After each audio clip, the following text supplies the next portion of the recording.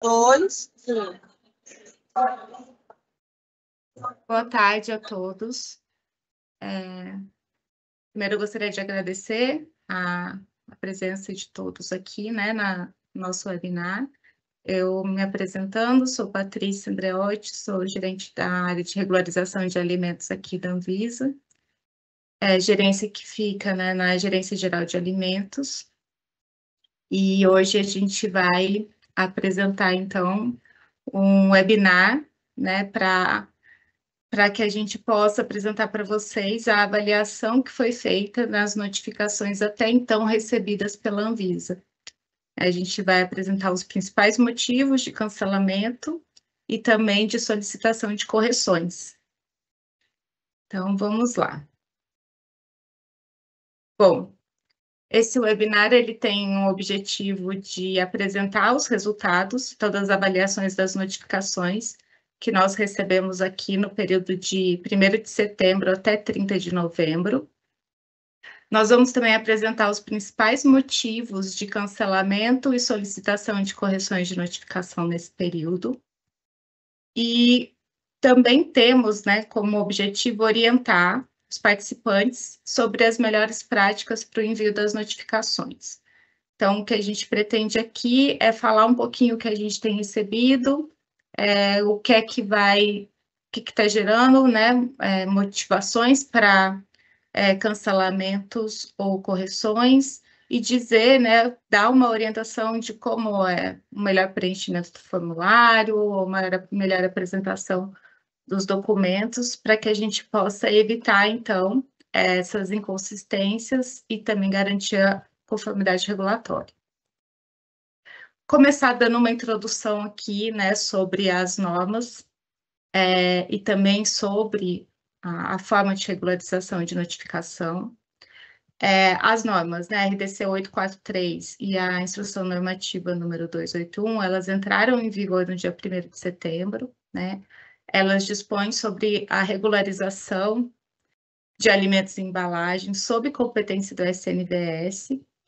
E a Instrução Normativa, ela traz aí as formas de regularização das diferentes categorias de alimentos e embalagens e também a documentação que deve ser apresentada no momento dessa regularização para a autoridade regulatória competente. Essas normas estabelecem 3 formas de regularização: registro junto à Anvisa, que nesse caso a Anvisa precisa fazer uma avaliação prévia, né, da documentação, publicar um registro em DOU e só então a empresa pode comercializar esse produto. A notificação junto à Anvisa, que é o que a gente vai falar aqui hoje, né, que é a empresa ela notifica, apresenta uma documentação para a Anvisa, mas automaticamente ela já pode comercializar. A partir do momento que ela recebe o número do processo de notificação, ela já pode comercializar. Então, não existe uma avaliação prévia, mas a Anvisa pode avaliar essa documentação a qualquer tempo. E o comunicado de início de fabricação e importação, que é feito junto à autoridade sanitária do Estado, do Distrito Federal ou do município. As categorias que a gente vai tratar hoje aqui, que são as sujeitas, né, à notificação, elas, para serem regularizadas, elas precisam ser notificadas na Anvisa.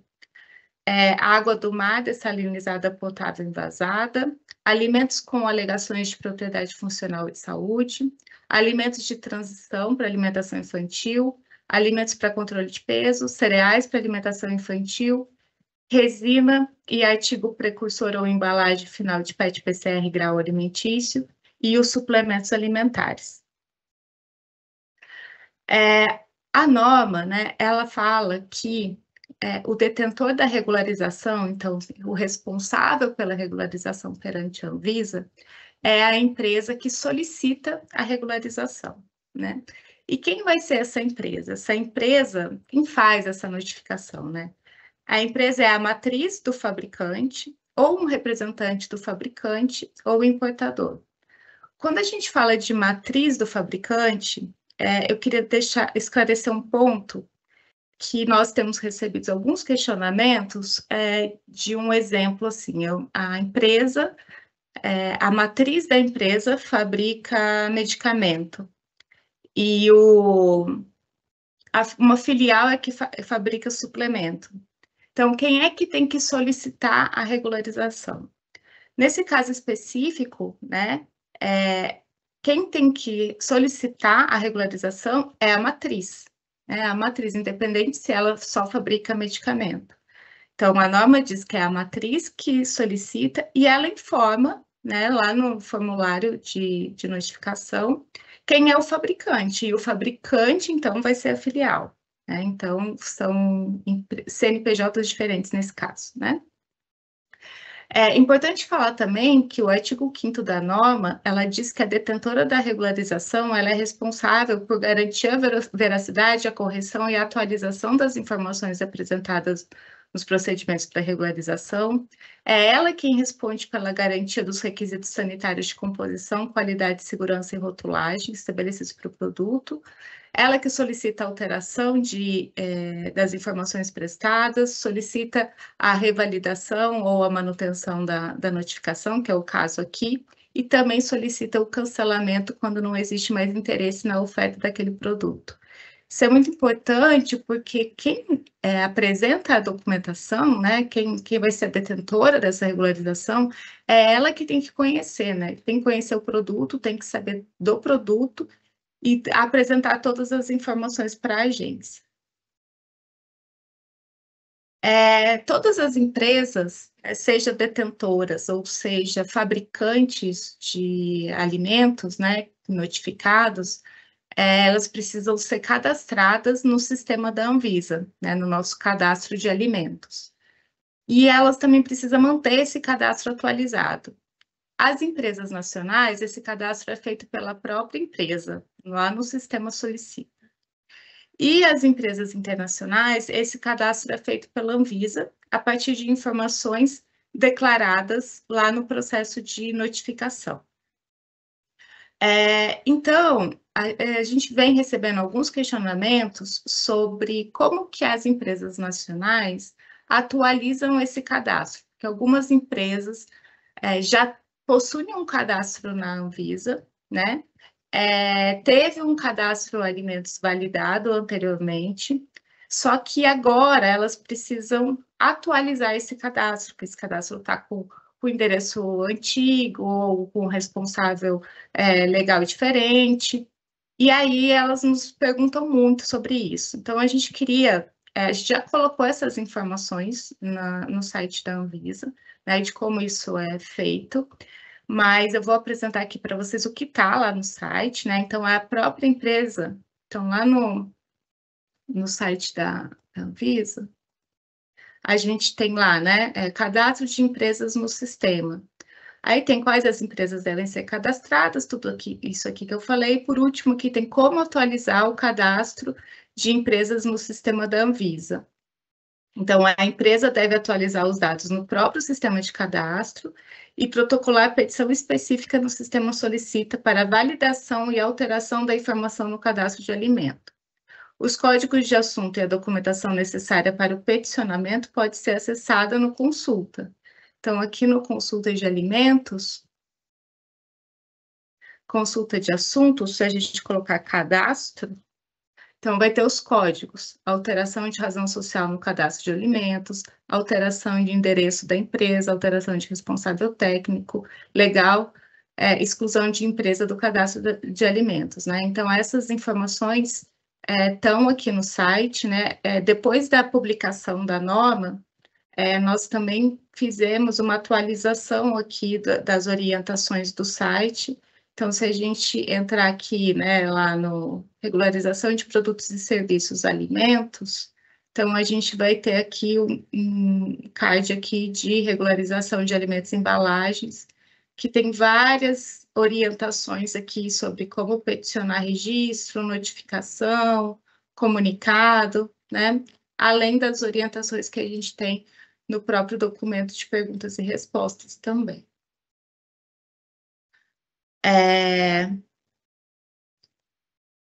Vou falar um pouquinho das apresentações de produtos. Então, a norma ela define que um produto ele pode ter diferentes apresentações, né? E essas diferentes apresentações elas podem ser solicitadas junto num mesmo processo de notificação. E o que a norma trata como diferentes apresentações? São produtos que se diferenciam pelos tipos ou concentração de aditivos alimentares utilizados na função de corante ou de aromatizante, ou de ingredientes que são utilizados para essa função também, de conferir sabor, cor ou aroma, ou tipos ou materiais de embalagem. Então, apresentações são só essas diferenças, né? Quando o produto se diferencia por meio dessas características. Aí são diferentes apresentações. Antes, né, na norma anterior, a gente falava de diferentes apresentações para diferentes fabricantes também. A 843 não trouxe essa questão, né? Então, os diferentes fabricantes, eles também vão ser colocados, né? Se um produto tem diferentes fabricantes, eles vão ser listados no campo lá, fabricantes, mas isso não vai configurar uma nova apresentação para o produto, né? Ele só vai listar os fabricantes. É a mesma coisa para as marcas, né? Se ele tem outras marcas, o produto é igualzinho, só muda a marca, as marcas também são listadas lá.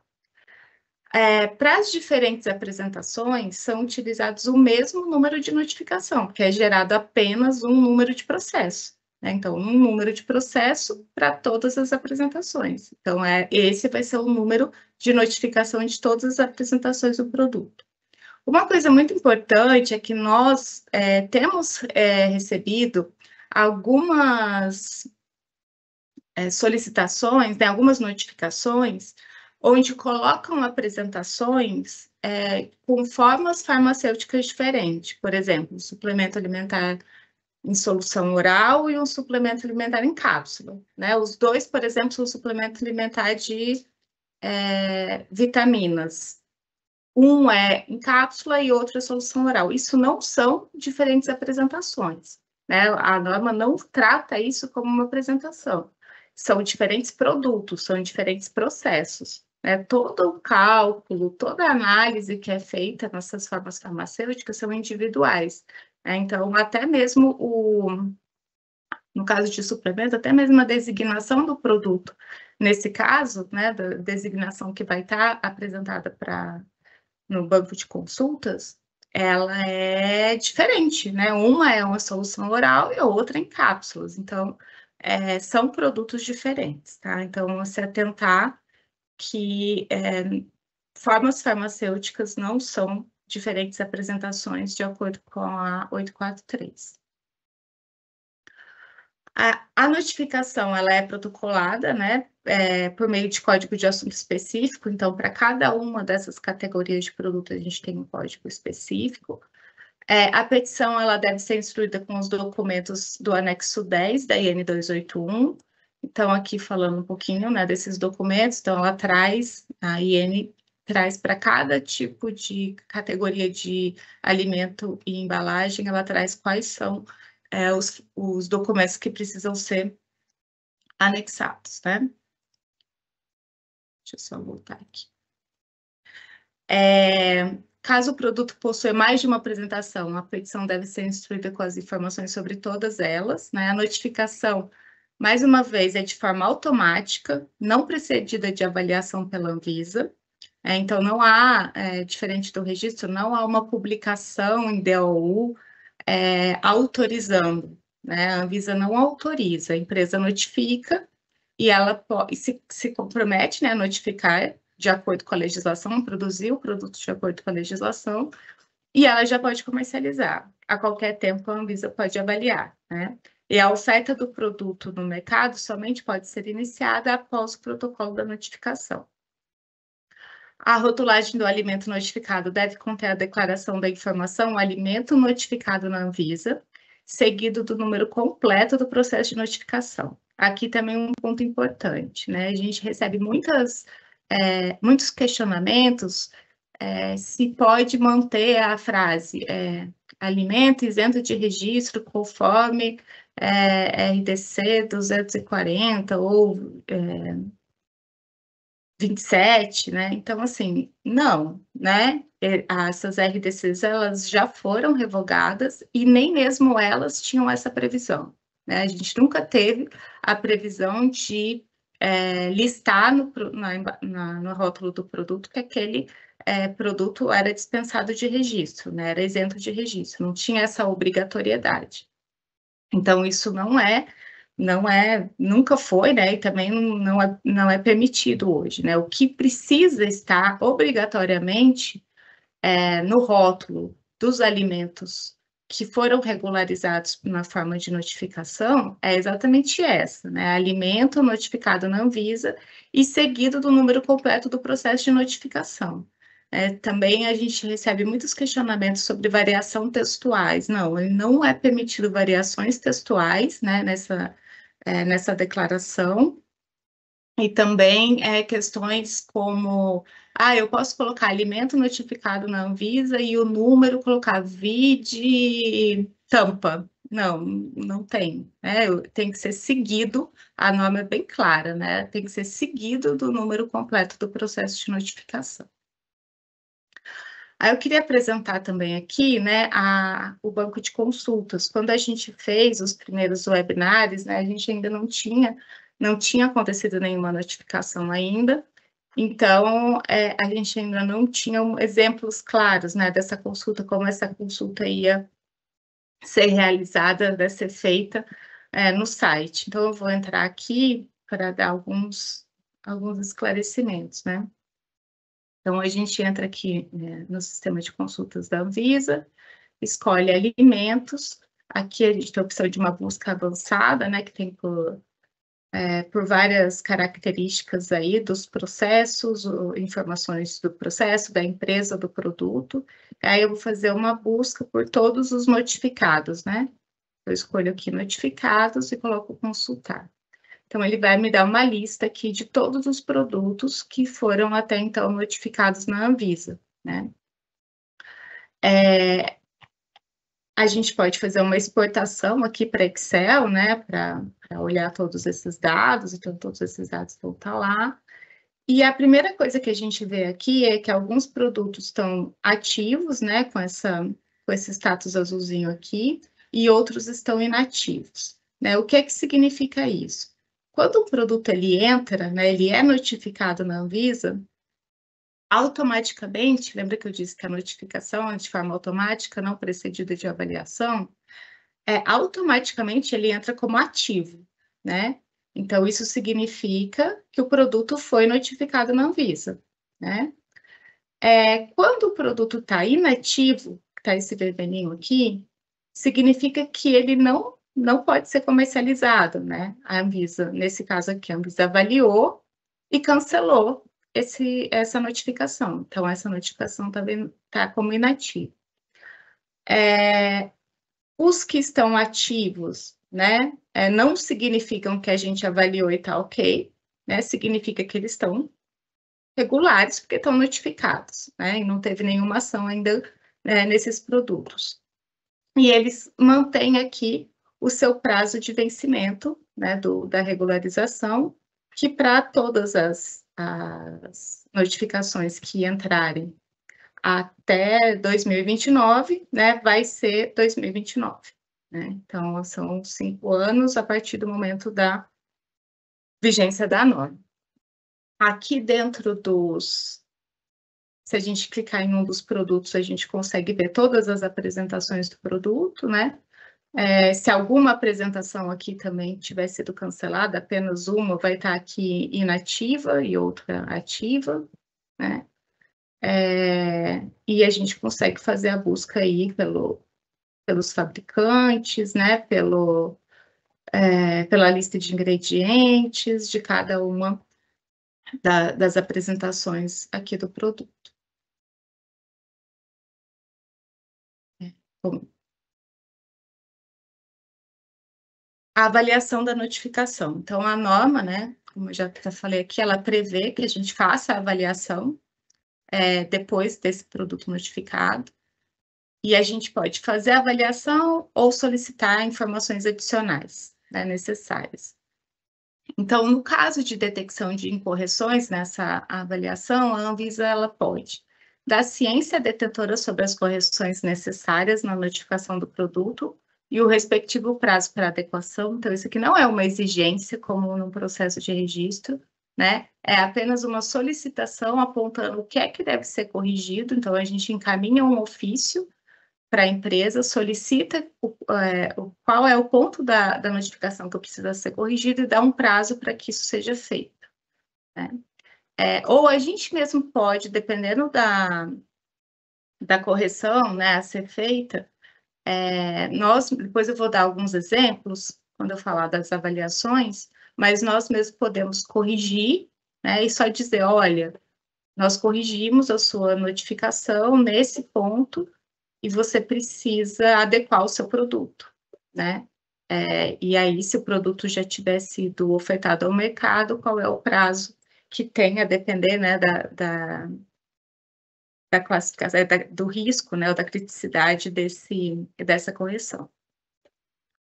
Ou a gente pode cancelar a notificação do produto, e a gente cancela e dá ciência à detentora sobre as medidas a serem adotadas. Então, se o produto está notificado e está no mercado, se ele tem correções que representam risco à saúde do consumidor, ele precisa ser recolhido, né? Então, o próprio parecer de cancelamento, ele já traz qual é a ação, né, a medida que a empresa precisa adotar em relação àquele produto.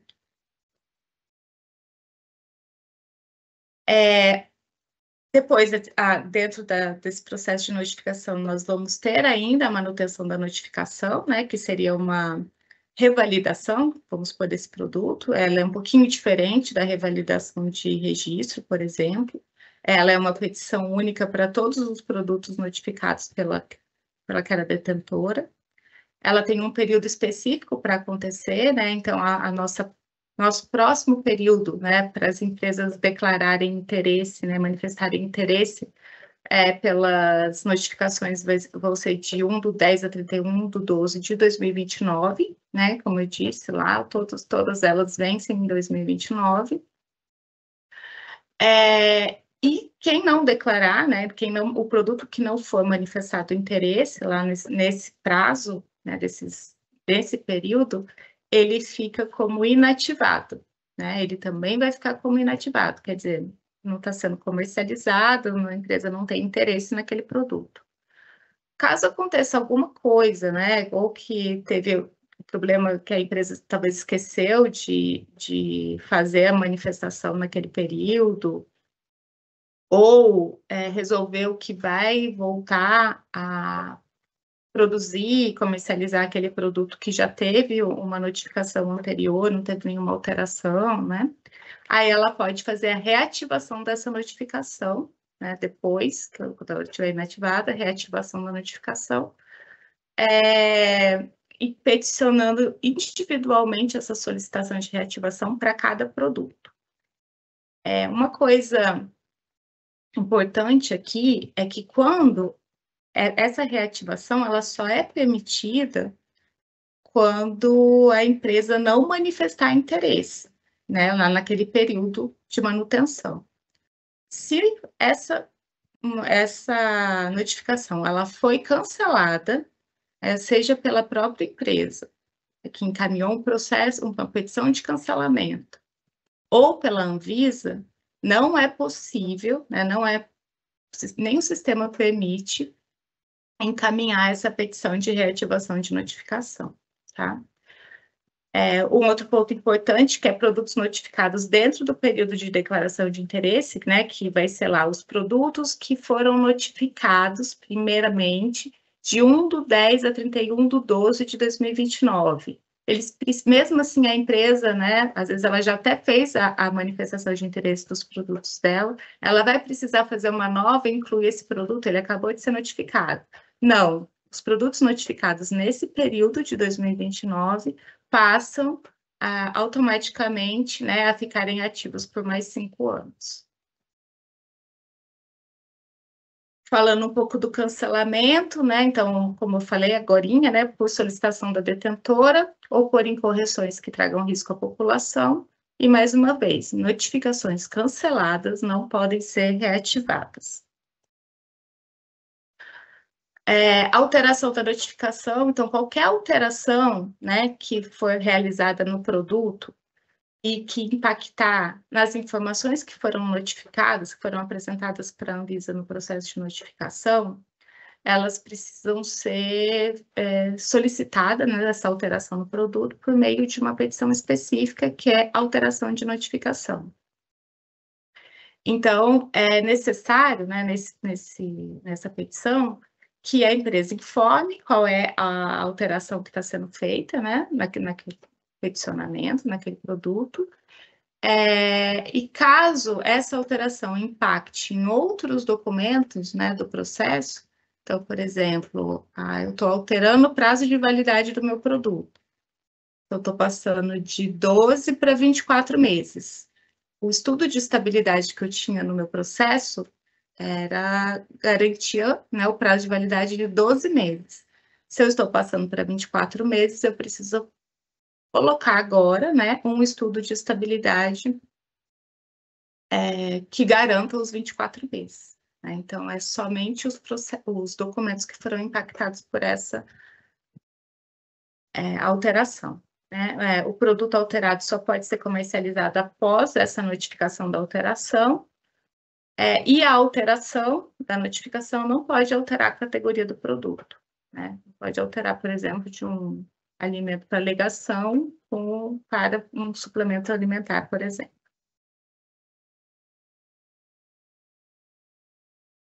A adequação às novas regras. Então, a norma estabeleceu alguns prazos, né, para adequação dos alimentos notificados. Então, nós temos alimentos notificados, né, que estavam anteriormente regularizados por meio de comunicado ao órgão local, e alimentos que hoje, né, são notificados, que estão regularizados o registro na Anvisa, né?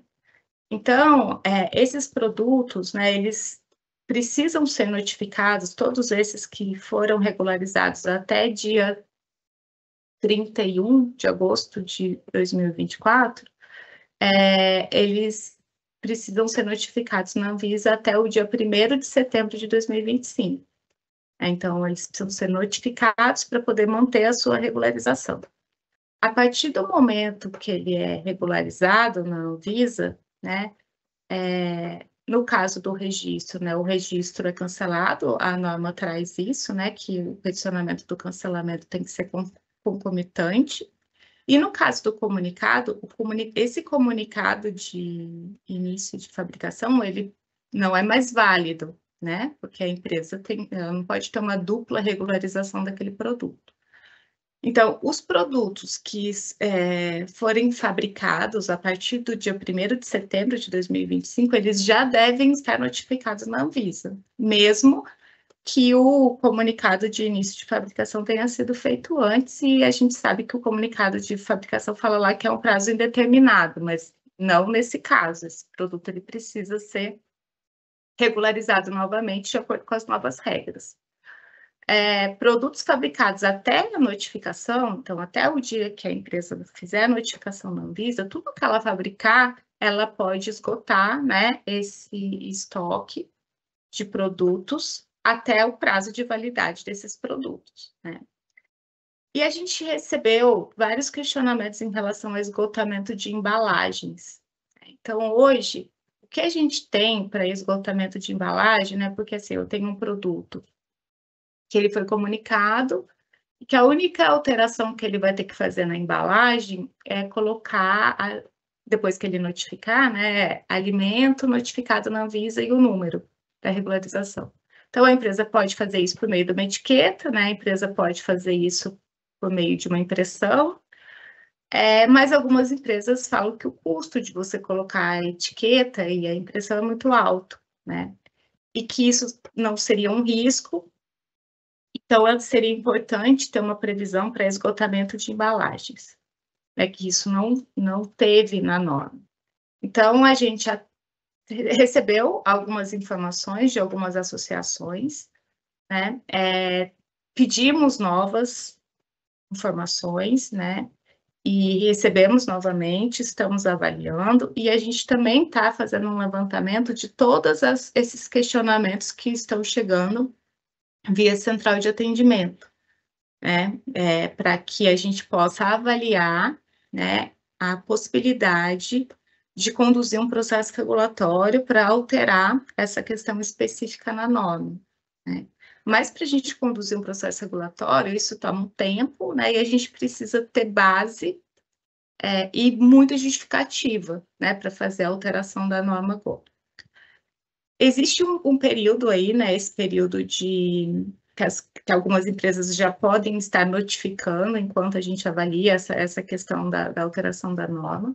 Então, a gente orienta que, caso alguma empresa tenha necessidade de esgotamento de embalagens por essa questão simples, tá? De só alterar e inserir, por exemplo, o número da notificação. Porque se a adequação do produto, né, for feita conjuntamente com a alteração de fórmula do produto, alteração de rotulagem mais específica do produto, aí não tem como você esgotar, porque você vai estar colocando, né, no produto que está notificado de uma forma e a informação do rótulo vai ser outra. Então, se for só essa questão, que seja solicitado, então, o esgotamento conforme orientado no Informe Técnico 55 de 2014, tá?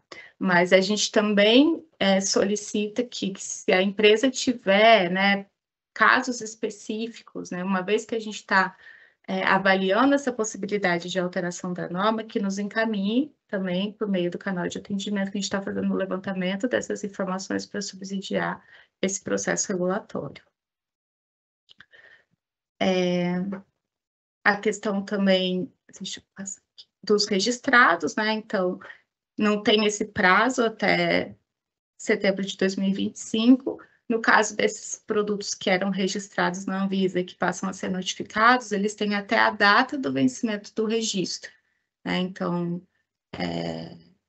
a partir do momento que esse registro vence, esse produto deixa de estar regular, né? E a empresa não tem como mais fazer uma revalidação desse processo de registro, ela precisa notificar.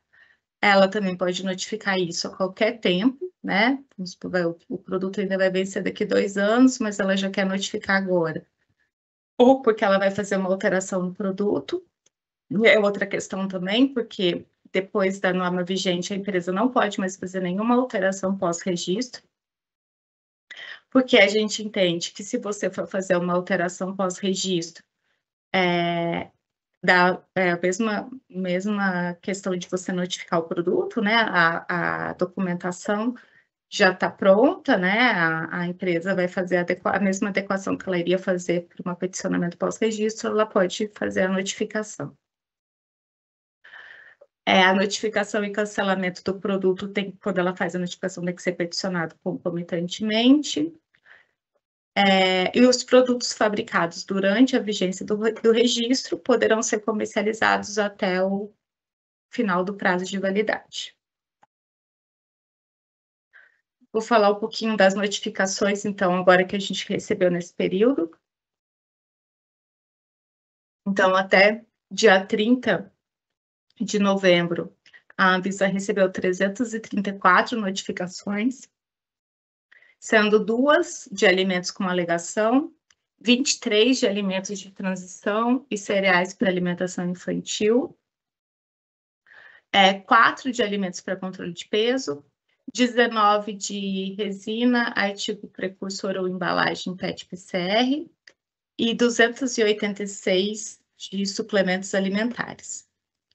Aqui os nossos critérios, né, como a gente tem definido, então as notificações não são avaliadas por ordem cronológica, né, porque elas não precisam de uma autorização, então não tem sentido você fazer por ordem cronológica, mas a gente precisa estabelecer critérios, né, ou para fazer uma amostragem, ou para ter mais eficiência na avaliação, né, dessas notificações.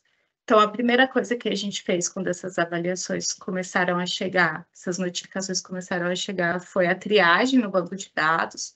Então, pela própria informação que as empresas colocavam, a gente conseguia ligar alguns alertas, como uma designação incorreta, né, uma alegação não permitida, um constituinte não permitido.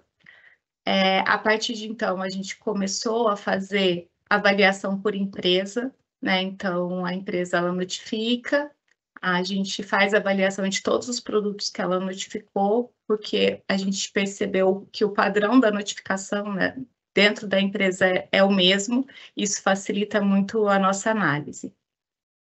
A gente também faz avaliação das notificações, porque nós recebemos denúncias, né, no nosso canal de atendimento, então várias denúncias foram, olha, esse produto está notificado, está como ativo, mas ele tem vários problemas, e aí a gente faz essa avaliação também.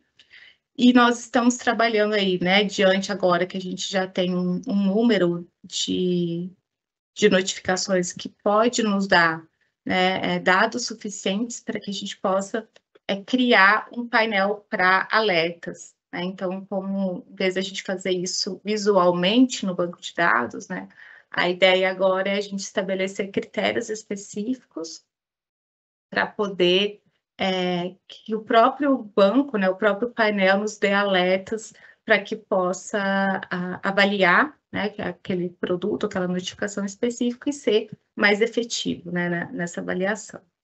Então, foram esses 3 primeiros critérios que a gente utilizou para avaliar e para chegar nos resultados, né, que eu vou falar agora.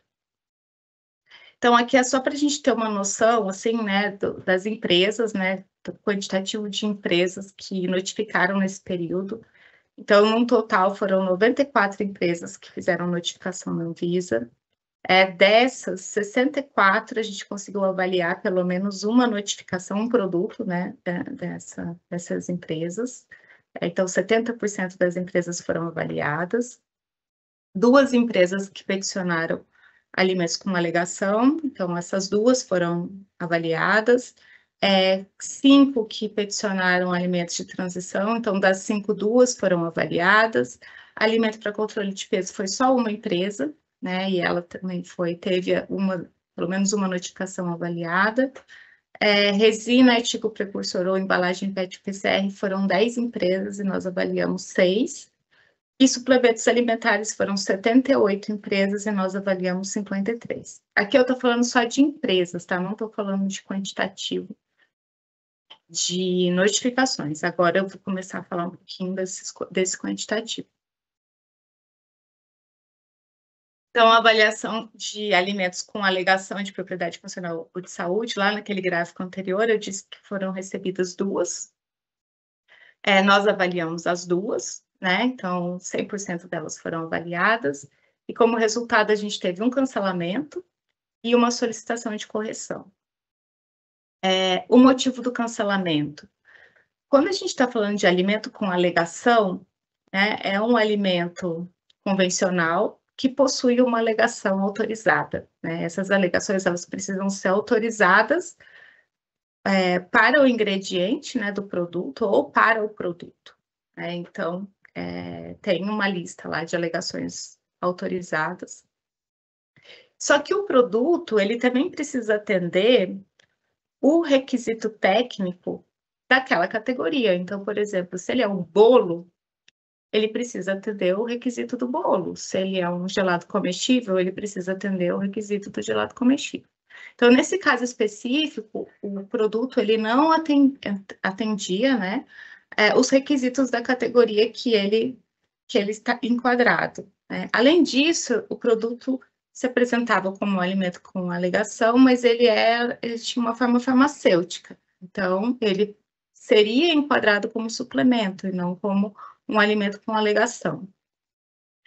Uso de alegação não aprovada para nenhum constituinte. Então, por exemplo, o produto tinha uma alegação de fibra, mas nenhum dos constituintes do produto tinha fibra, né? Então, ele não podia usar aquela alegação. Ausência de estudo para determinação de prazo de validade, a licença sanitária vencida e o uso de marcas que induzem o consumidor a erro ou engano em relação a atributos que o produto não possui ou que não podem ser demonstrados. Então, esses foram os motivos de cancelamento de alimentos com alegação. Um outro produto foi solicitada uma correção. Então, a empresa ela entrou com esse assunto de petição, mas ela apresentou toda a documentação, inclusive a designação do produto como um suplemento alimentar. Então, a gente avaliou esse produto como um suplemento alimentar, né? Verificou que a única questão desse produto era o assunto que tinha sido peticionado errado. A gente fez a alteração do assunto, nós mesmos fizemos aqui, e mandamos um ofício para a empresa dizendo que essa correção foi feita. E que agora o produto dela não era mais notificado como alimentos para alegação, e sim como suplemento alimentar. Avaliação da notificação de alimentos de transição e cereais. Então, nós conseguimos avaliar 60%, né, das notificações dessa categoria que chegaram. 90% das que nós avaliamos foram canceladas e 10% estava ok, né, das que nós avaliamos, e não de todas que a gente recebeu, né? Então, dentro desses 60%. Então, motivo de cancelamento: não atendimento aos requisitos da categoria. Então, para alimentos para transição, a norma ela traz alguns limites, né, alguns critérios que o produto precisa atender, de matéria sólida, pH e nitrato. Então, alguns produtos, né, não atendiam a esses critérios na norma, e outros produtos também encaminharam um estudo de determinação de prazo de validade não concluído, então só um estudo inicial, né, dizendo que estava iniciando o estudo, e mesmo esse estudo inicial, ele tinha resultados que indicavam que o produto não era seguro, porque ele não atendia aos parâmetros, especificações microbiológicas e também de deterioração do produto. Então foi estabelecido, né, risco à saúde, e eles foram cancelados. Avaliação de notificações de alimentos para controle de peso, nós recebemos 4, né? 50% foram avaliadas, e as 2 que foram avaliadas foram canceladas. Então, os motivos foi a ausência de relatório de estudo de estabilidade. A empresa ela apresentou apenas uma descrição das análises que seriam realizadas e conclui pelo prazo de validade. Então, a gente precisa saber também dos resultados, dos parâmetros, né, que foram estabelecidos, mas eu vou falar um pouquinho mais de estudo de estabilidade mais para frente. E a ausência de laudo e certificado de análise ou memorial de cálculo do produto que comprove atendimento aos requisitos de composição estabelecidos pela 715, que é a norma que trata de alimentos para controle de peso. Então, o documento que a empresa apresentou, ela simplesmente descrevia a faixa de especificação dos nutrientes, né? Não tinha nenhum memorial de cálculo ali dentro. Avaliação de notificações de resina, tipo precursor ou embalagem final de PET, PCR, grau alimentício.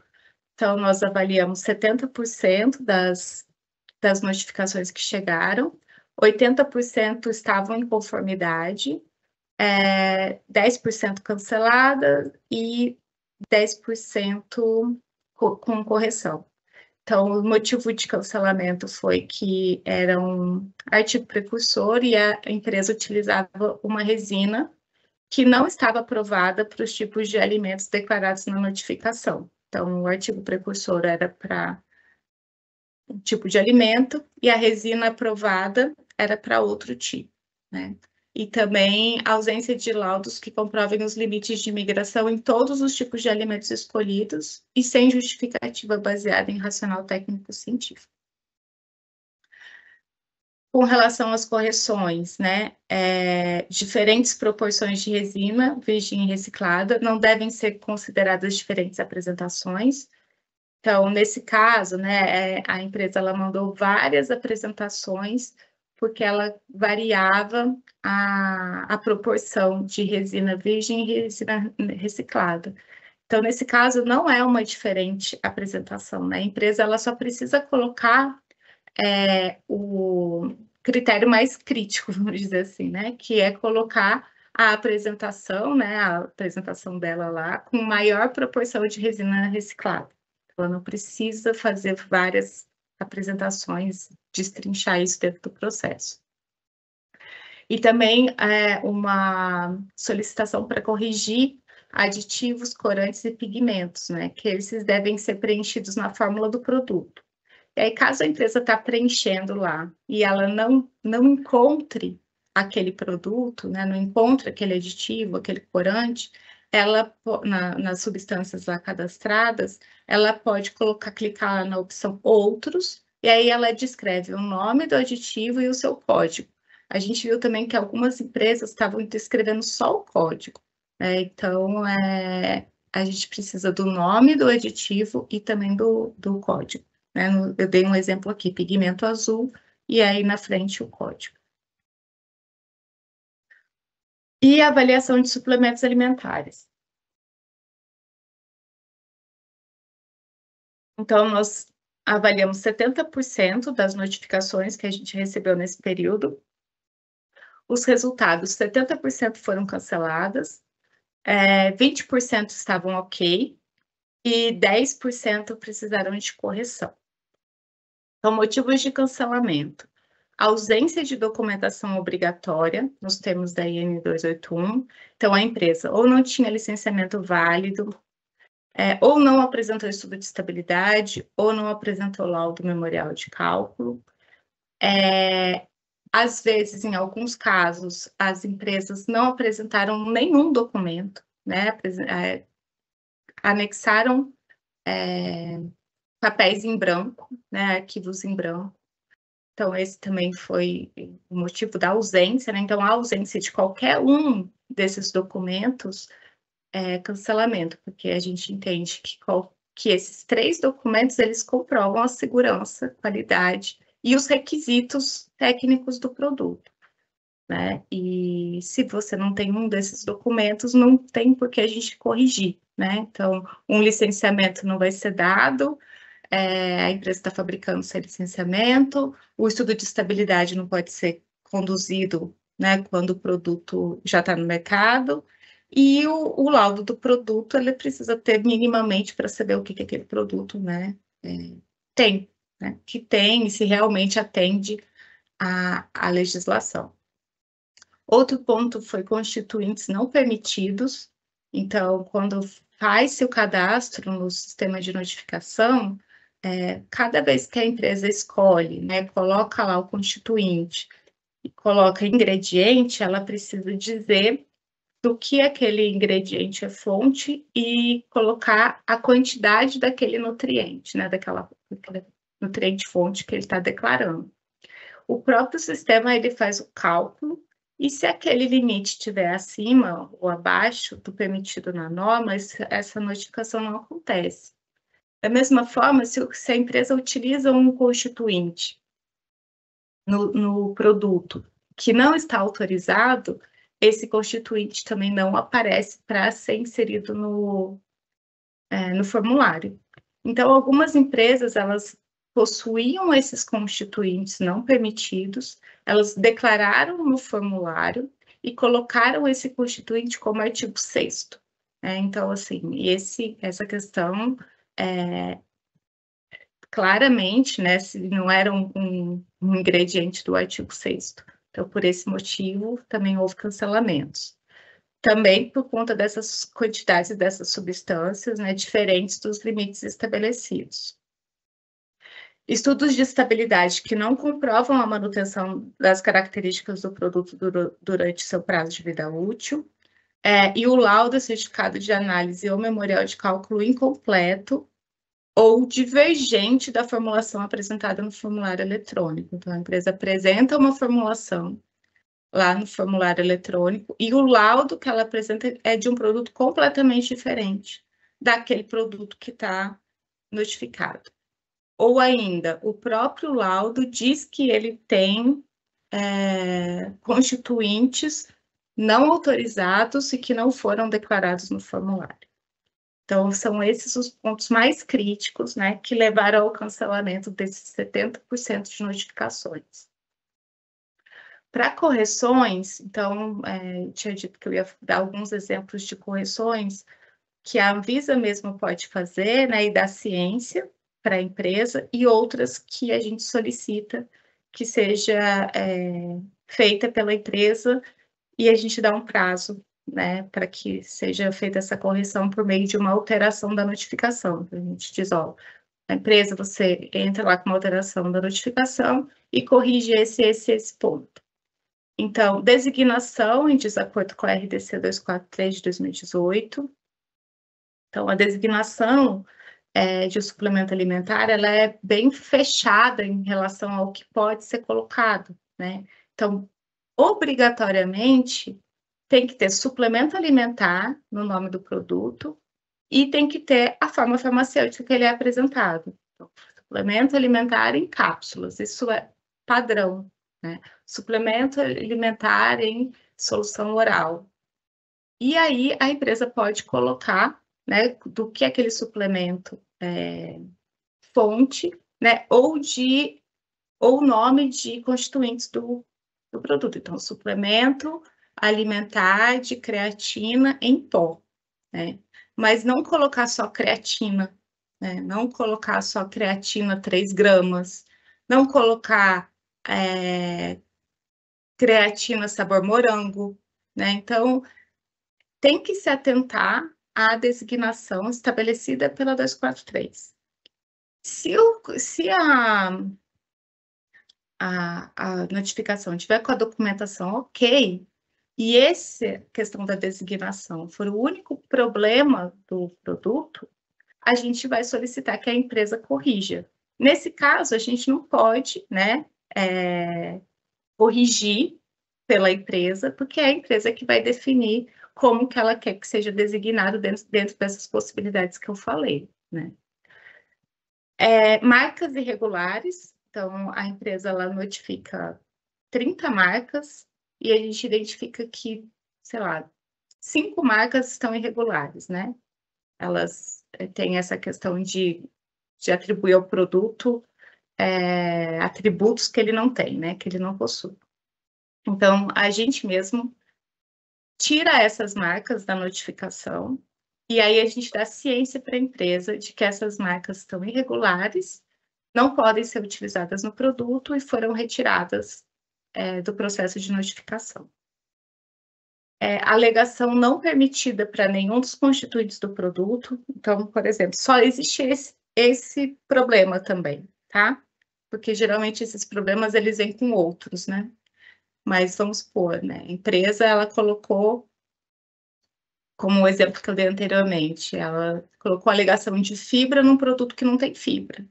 Mas esse foi o único erro que ela cometeu, né? Então, assim, ela pode não usar essa alegação. Então, a gente também retira essa alegação do produto e informa que ela não pode usar essa alegação.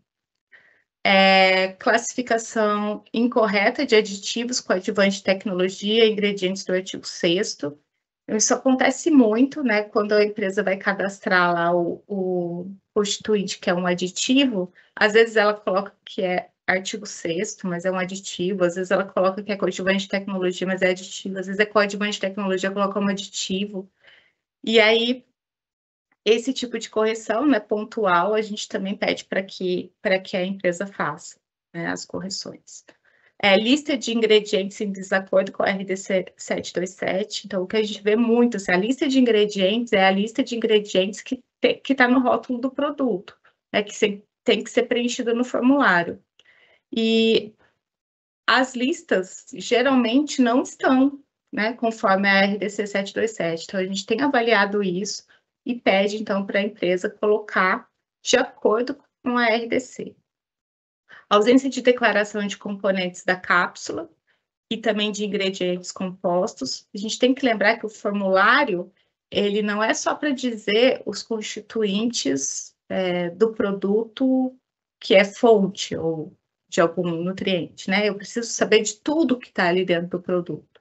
E faz parte do produto a cápsula, né? Então, se o produto tem uma cápsula que é composta de gelatina e mais 2 corantes, precisa estar discriminado dentro do formulário, né? quanto de gelatina tem, né, naquela proporção, né, na porção que está sendo colocada, os corantes que estão sendo utilizados, e a mesma coisa para ingredientes compostos, né? A gente precisa saber o que tem dentro desses ingredientes, porque eles fazem parte do produto também. Então, é a formulação mesmo do produto. E o que tem muito é a ausência de informações sobre aromatizantes e corantes. Então, o preenchimento do formulário está muito assim, aromatizante, tanto, mas eu não sei que aromatizante que é aquele, né, na fórmula. Tudo bem que lá na lista de ingredientes não é obrigado a colocar qual é o aromatizante, mas aqui na formulação a gente precisa saber, né? Corante é a mesma coisa, então sempre dá todas as informações sobre quais são esses aditivos que estão sendo incluídos. Aí, orientação específica, vou passar aqui alguns pontos. Eu já até falei, mas não custa reforçar, que é o que a gente mais vê de erros, né? Então, como eu já falei, a designação do produto não só para suplemento, tá? Todo o regulamento técnico tem, da categoria de alimentos, tem para que é que o produto está sendo, como que ele deve ser designado, né? Então, importante não incluir nessa designação sabor, nome comercial, marca, alegação, quantidade de ingrediente, nem nome de empresa. Designação é designação legal, é o que está estabelecido na resolução e que é o que vai caracterizar, né? É o que vai designar a categoria daquele produto, identificar aquele produto por sua categoria. Marcas, não utilizar marcas que induzem o consumidor a erro ou engano em relação a atributos que o produto não possui ou que não podem ser demonstradas.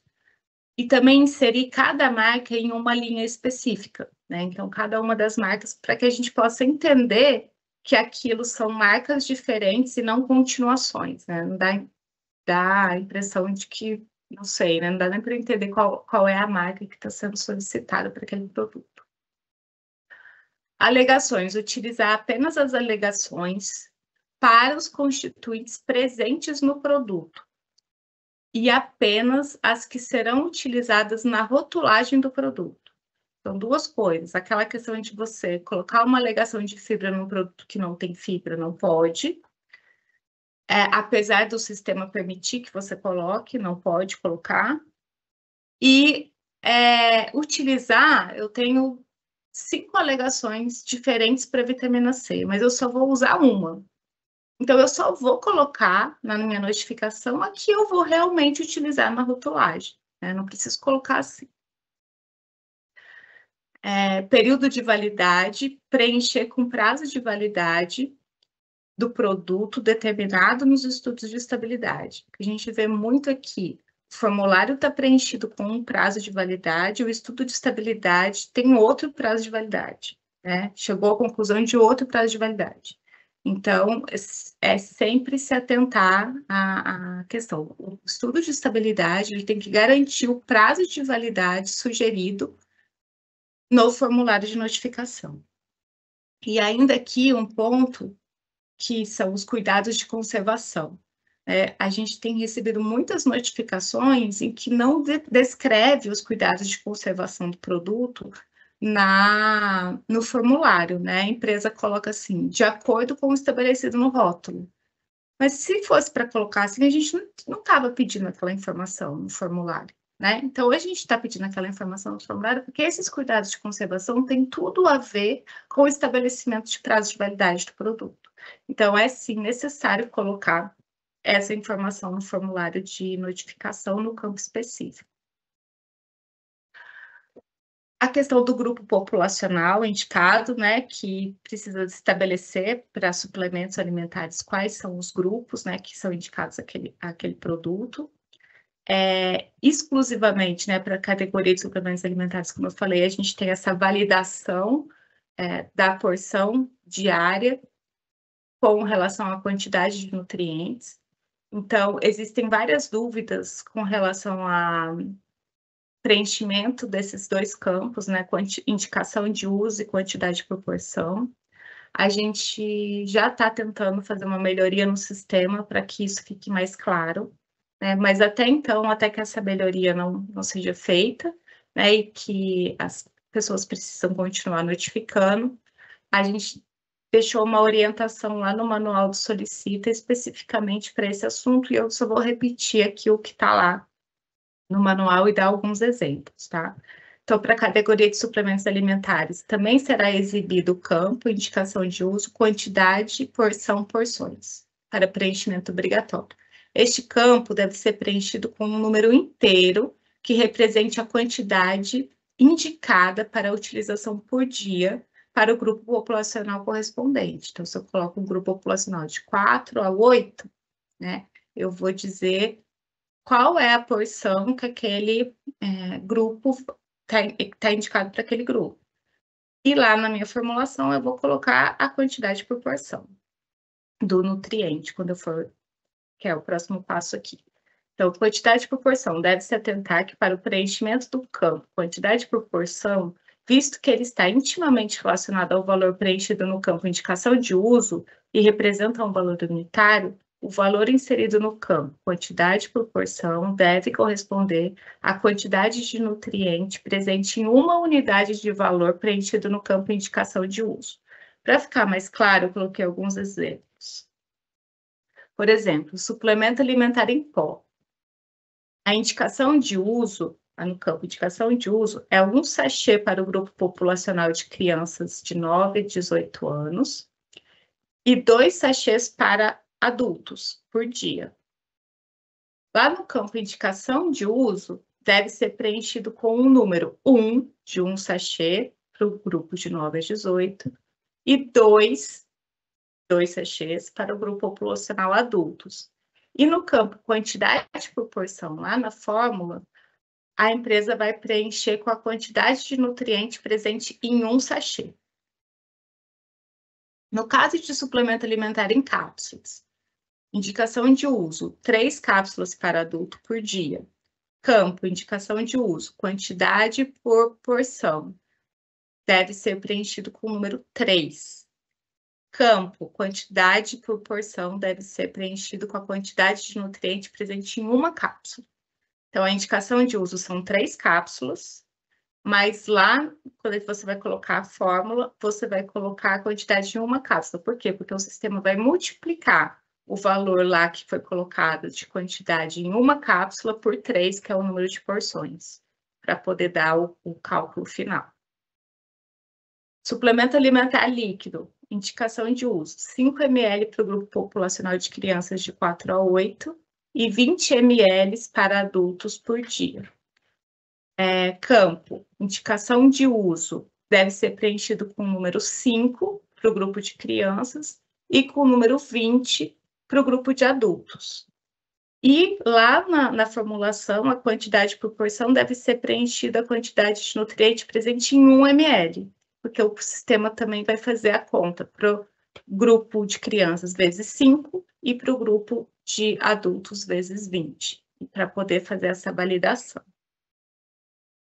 Como eu disse, a gente está tentando deixar isso um pouco mais fácil, né? E assim que a gente fizer essa alteração no sistema, a gente vai divulgar aí a notícia, né? O que é que foi feito e encaminhar as orientações da nova forma de preenchimento. Mas, por enquanto, nada vai mudar e precisa ser feito dessa forma. Orientações sobre preenchimento do formulário de notificação, aqui há componentes da fórmula. Então, o nome de constituinte do ingrediente, esse composto tem que ser o mesmo utilizado na lista de ingredientes, tá?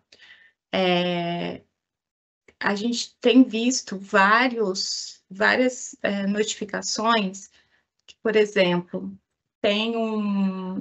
lá na lista de ingredientes, tem um constituinte fonte de zinco, por exemplo, que ele não está aprovado na IN 28.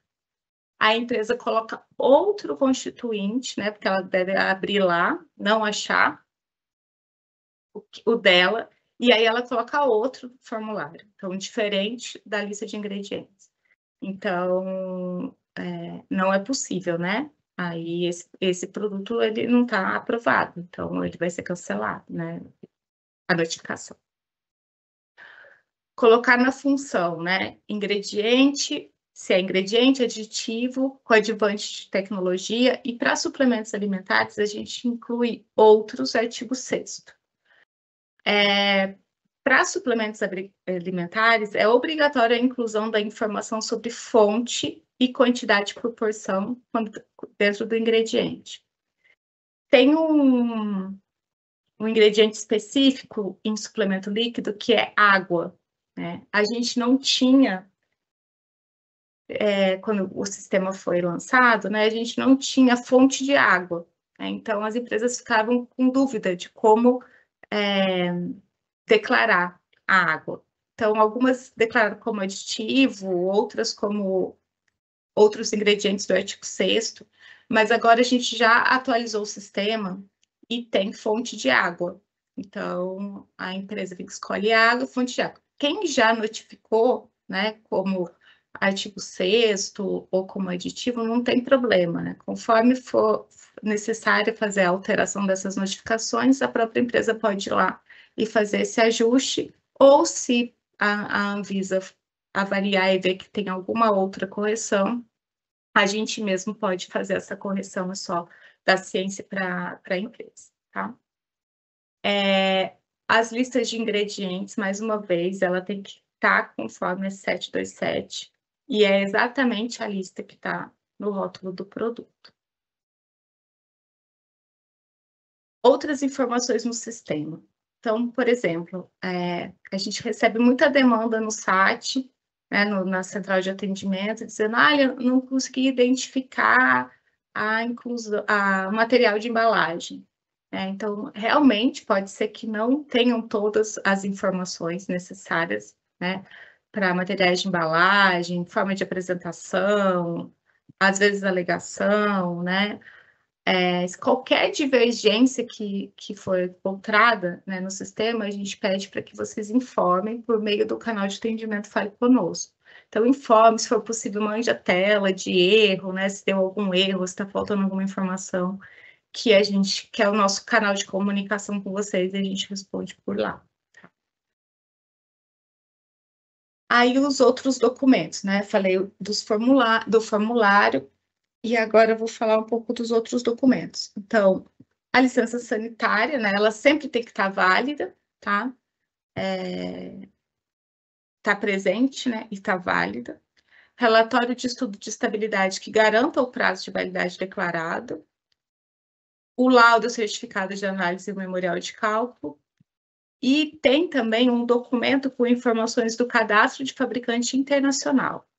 Esse documento, até então, ele estava como obrigatório, mas ele é um documento que ele é aplicável só quando existe um fabricante internacional não cadastrado, né? Quando aquele produto tem um fabricante internacional e ele ainda não está cadastrado no sistema. Então, a gente vai pedir para que seja retirada a obrigatoriedade desse documento, né? Então, ele vai aparecer lá, mas não é obrigado a colocar essa informação se a empresa não tem essa necessidade, né? Ou não tem um fabricante internacional, ou não tem nenhum fabricante internacional que ainda não está cadastrado. Então, a gente, para ficar mais fácil, porque senão a empresa tem que entrar e colocar anexar um documento de não aplica.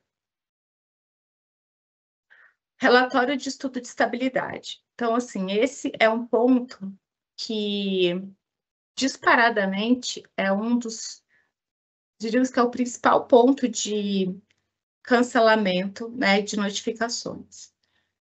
A gente fez uma revisão no Guia 16 e a gente abriu esse guia para contribuições de novo.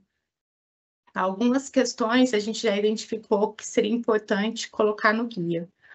Uma delas é as informações mínimas que precisa ter um relatório de estudo de estabilidade. Aqui eu estou falando muito de suplementos alimentares, tá? Porque o guia ele trata de todos os outros alimentos, mas o nosso maior ponto aqui de cancelamento, talvez pelo volume de notificações, né?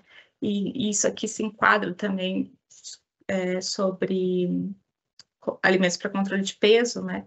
que também precisa entregar, né, um nutriente e garantir isso, né, para o consumidor que está consumindo. Então, a gente tem aqui a gente fez internamente um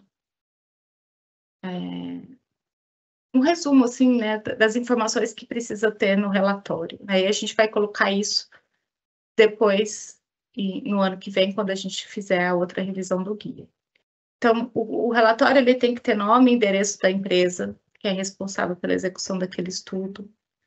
Ele tem que ter o nome do produto e quanto de produto tem numa embalagem do produto, o tipo, tamanho e composição de cada embalagem e se ele tem algum sistema de fechamento. Informação de que o alimento está sendo testado em embalagem equivalente e sistema de fechamento também equivalente, nos quais será comercializado.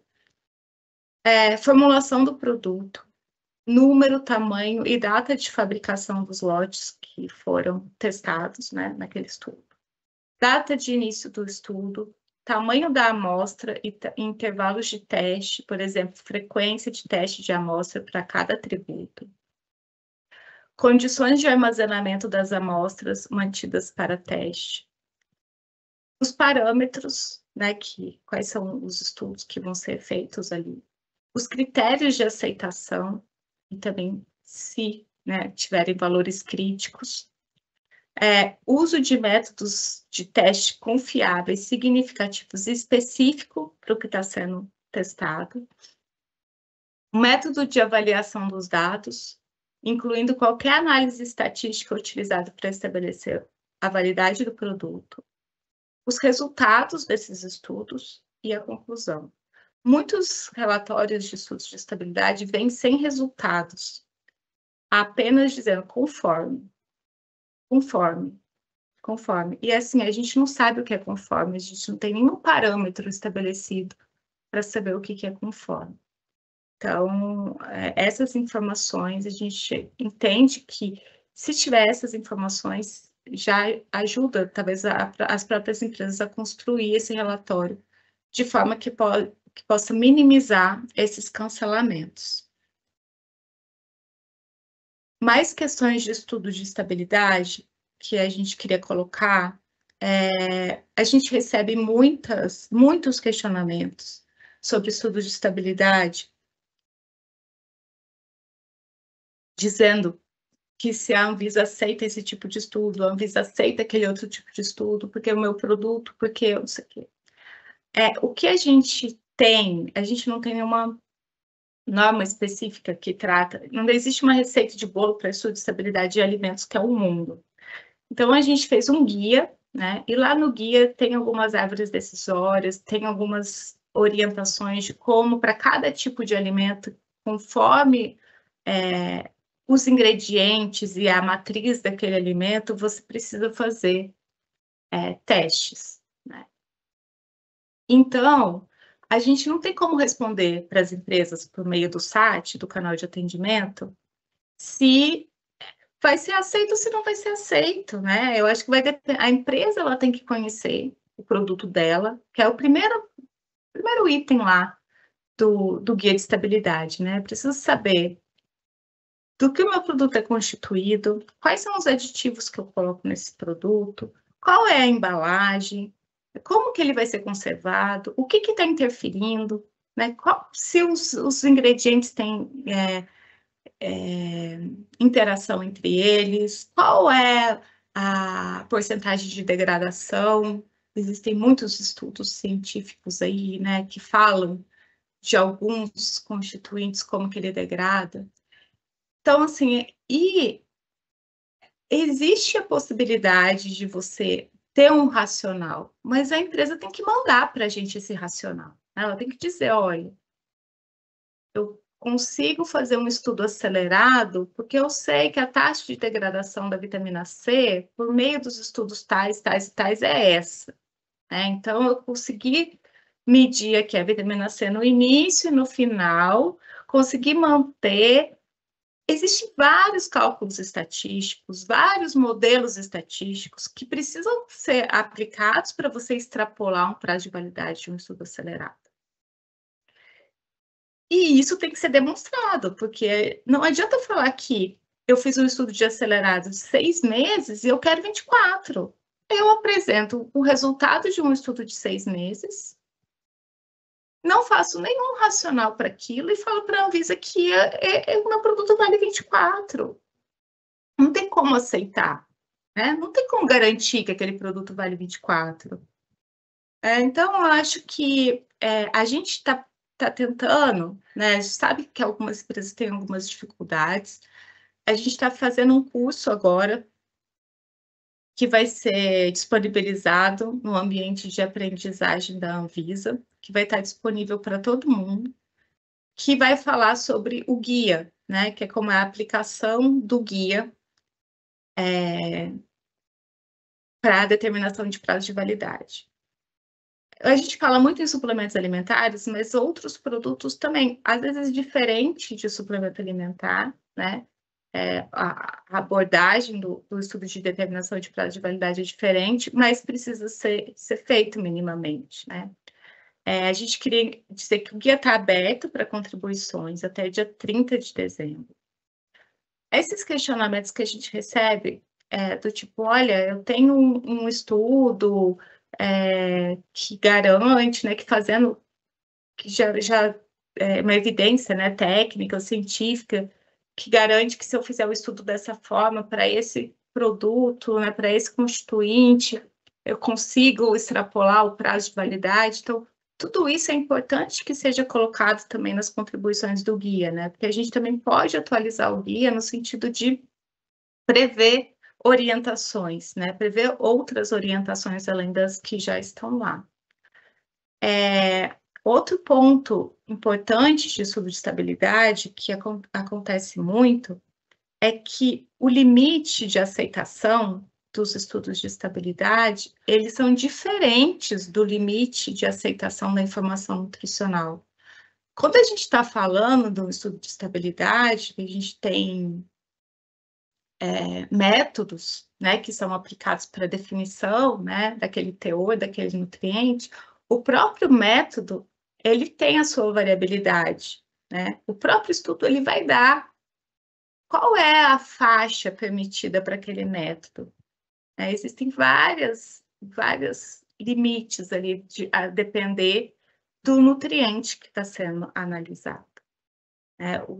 Pode ser fechado 80, 120, que isso não é limite de especificação.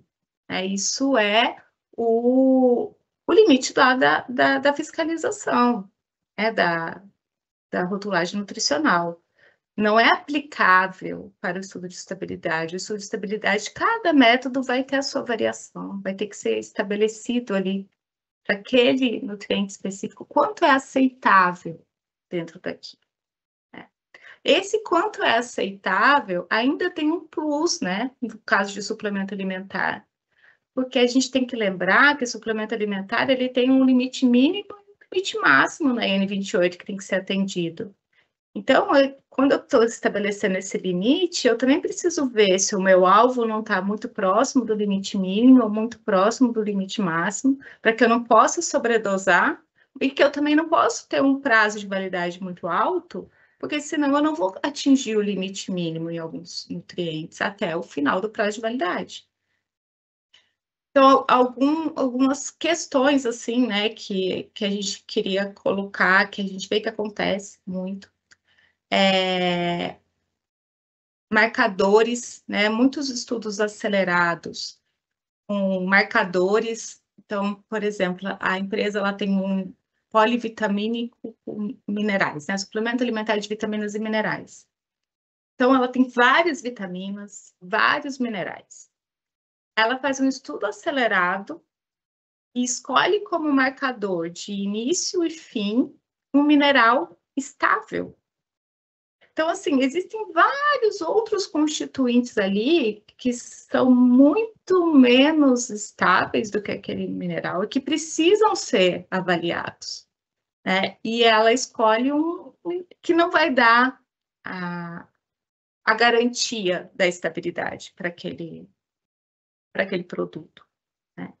E ainda, mesmo os marcadores, a gente tenta colocar isso nos pareceres, mesmo os marcadores, eles são válidos para os tempos intermediários, né? Para que eu possa garantir e fazer a extrapolação desses dados de 6 meses, utilizando um modelo estatístico para 12 ou para 24, dependendo do que eu estou fazendo, eu preciso ter os valores, né, dos meus, de todos os meus nutrientes no inicial e no final.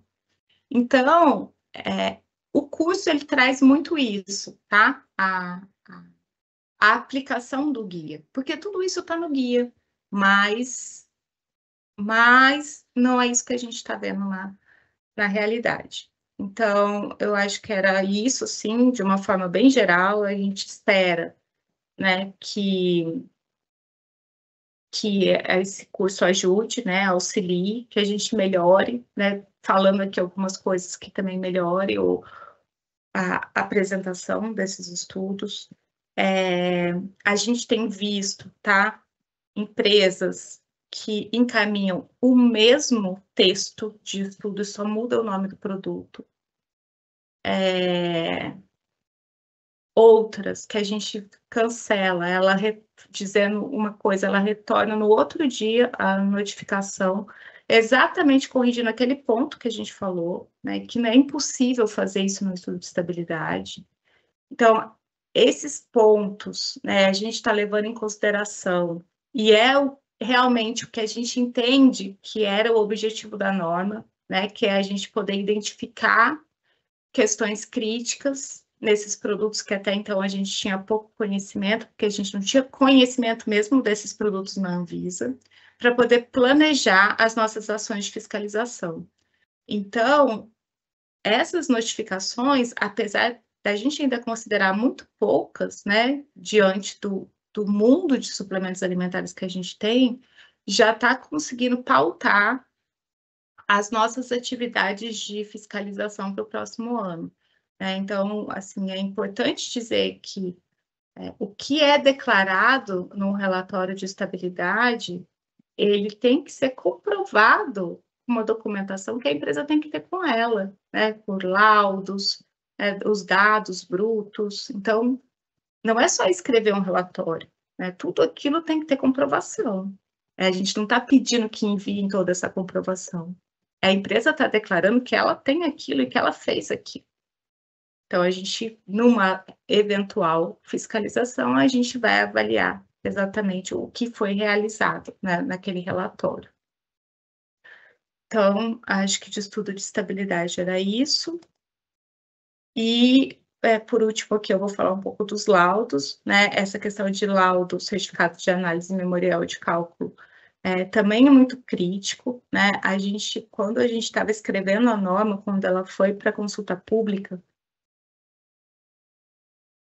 a gente tinha deixado só laudo e certificado de análise.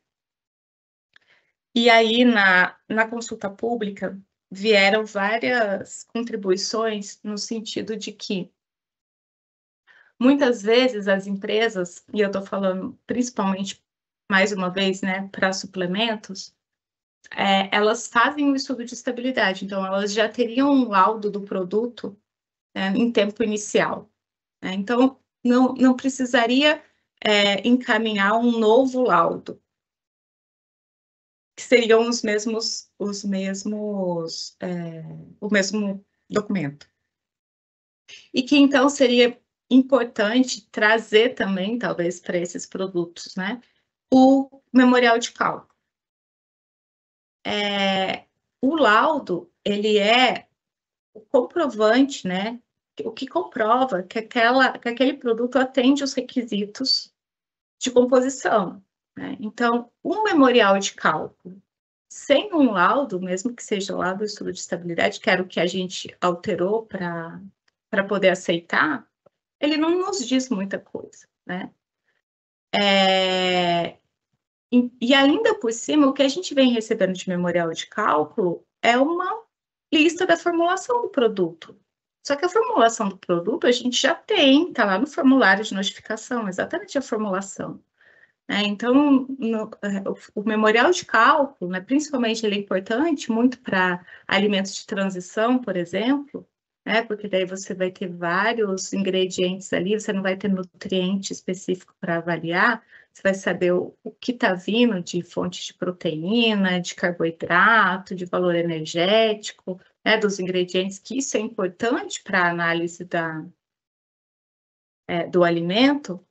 Então, esse cálculo ele tem que ser feito para dizer assim, ó, o que cada um dos meus ingredientes do produto fornece para o produto de nutriente, seja macronutriente, seja micronutriente, né? A depender do que eu quero que o meu produto entregue, né? Que ele garanta. Então, esse é o objetivo do memorial de cálculo, dizer como que é que chegou até ali, né? E dizer exatamente o que é que cada constituinte ali, cada matéria-prima contribui para o valor nutricional do produto. Mas isso é muito diferente de um certificado de análise quando a gente está falando de um suplemento alimentar, né? Que a gente precisa saber se realmente ele está cumprindo com os limites, né? Se ele mantém, se ele misturou lá tudo e ele mantém realmente aquela composição. A gente pretende colocar alguma questão de memorial de cálculo lá no Perguntas e Respostas, para tentar fazer um modelo para melhorar a entrega desse documento. E, por fim, aqui as alterações de notificação.